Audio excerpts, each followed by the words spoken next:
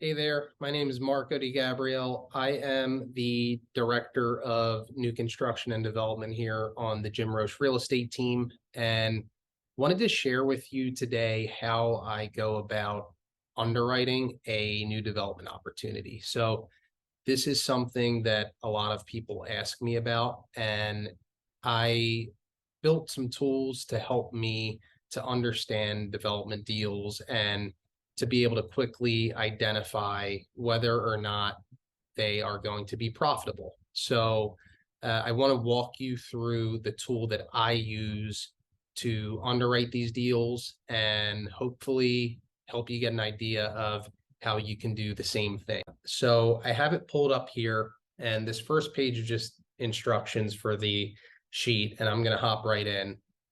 So as you start, you're going to be just putting in general assumptions about the subject property. So I'm going to go through an example.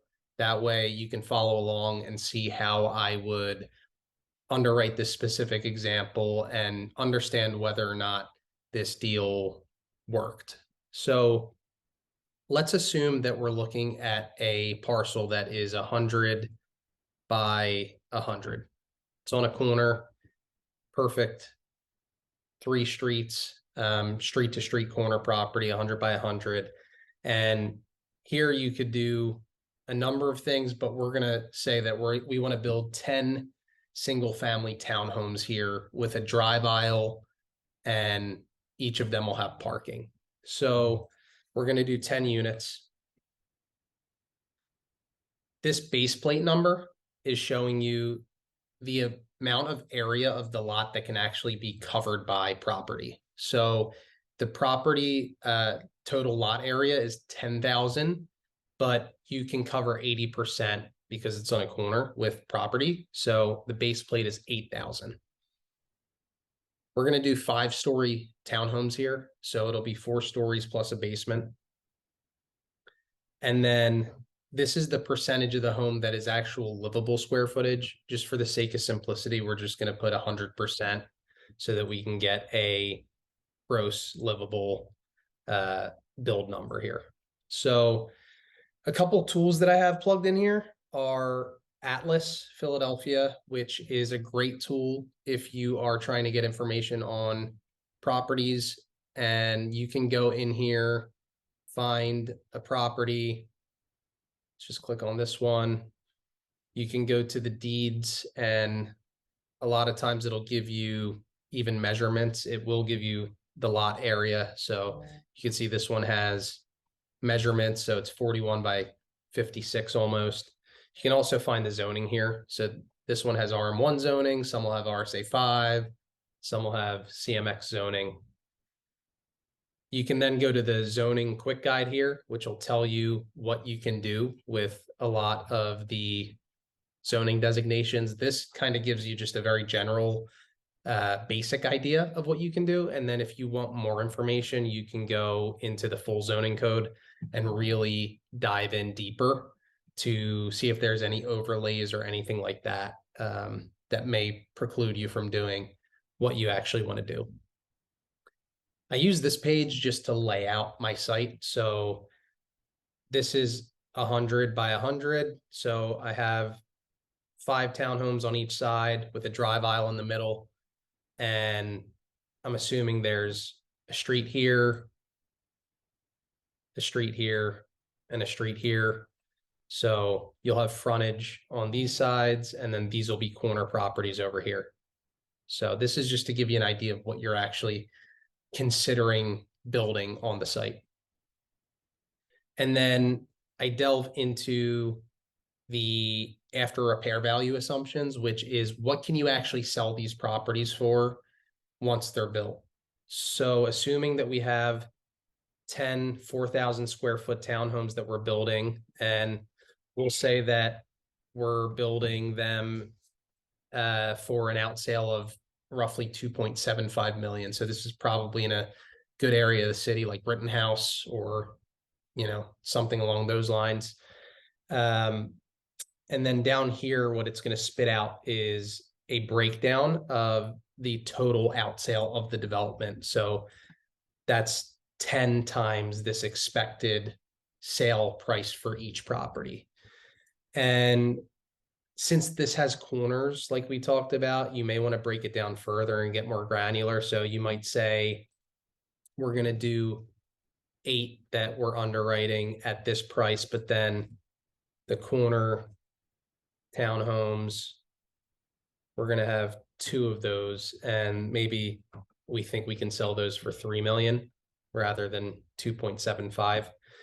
And that'll further break down the out sale numbers. And I have an expected, a conservative, and an aggressive. So the expected is coming from your numbers up here. And then your conservative is taking about a 5% decrease. And then the aggressive is a 5% increase. So this gives you a range that you can consider as to whether maybe the market is going to be stronger, maybe it's going to be weaker, maybe there's going to be more demand, less demand, things along those lines. It gives you a nice range.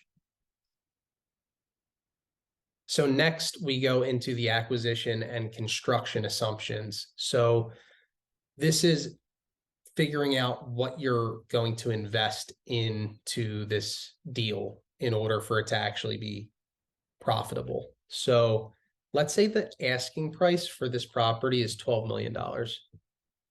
And that's the property that you're purchasing in order to build these $2.75 million townhomes. And then your building hard costs, we will say will be, I'll start with 7.5 million. So right now for like a new construction luxury property with elevators, high-end finishes, things like that, you probably will be around $200 a square foot to build. Let's also assume maybe there's extra site work here that's going to have to take place. And maybe there's a demolition of an existing structure here that needs to take place. So you're all in for about $210 a square foot.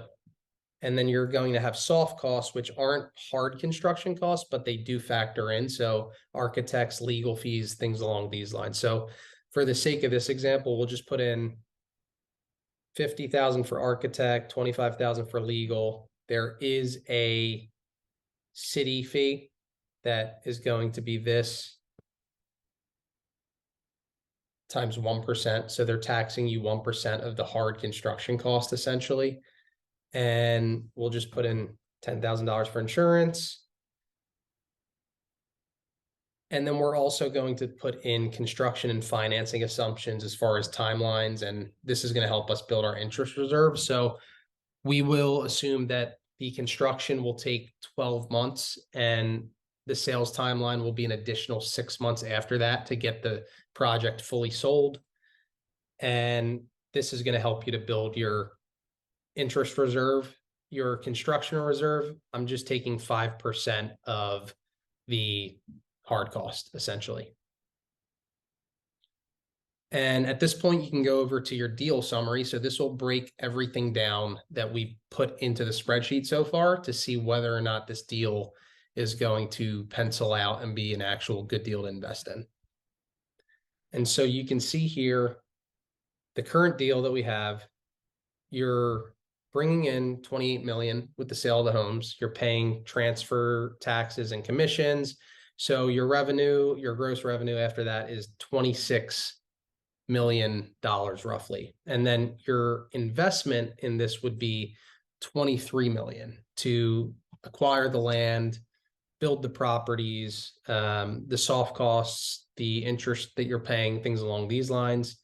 And so that's giving you an expected 12% profit margin, which is a bit low for what people would be looking for. So this is where you can go back and start to figure out, okay, well, they're asking $12 million for this property. Maybe let's see what it looks like at 10 million.